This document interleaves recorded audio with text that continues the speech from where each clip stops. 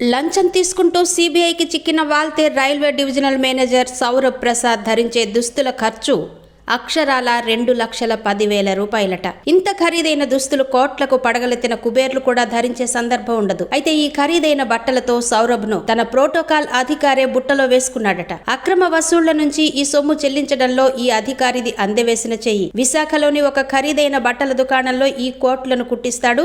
ఇలా ఈ మధ్య కాలంలో 7 కోట్లను ఒక శర్వానీని కుట్టించి సౌరభ్ మెప్పు పొందాడట. 2023 జూలైలో సౌరభ్ ప్రసాద్ డిఆర్ఎంగా పదవీ బాధ్యతలు చేపట్టిన ఏడాది వరకు ఎటువంటి మచ్చ లేకుండానే పనులను కొనసాగించారు. అయితే నెమ్మదిగా ఈ ప్రోటోకాల్ అధికారి సౌరభ్ ప్రసాద్ భార్య ద్వారా రంగప్రవేశం చేసి అవినీతి పనులకు అంకురార్పణ చేశాడట. సౌరభ్ ప్రసాద్ కు ముందుగా డిఆర్ఎంగా పనిచేసిన అనూప్ కుమార్ శతపథి వ్యవహారంలో కూడా ఈ ప్రోటోకాల్ అధికారి కీలక పాత్ర పోషించాడు.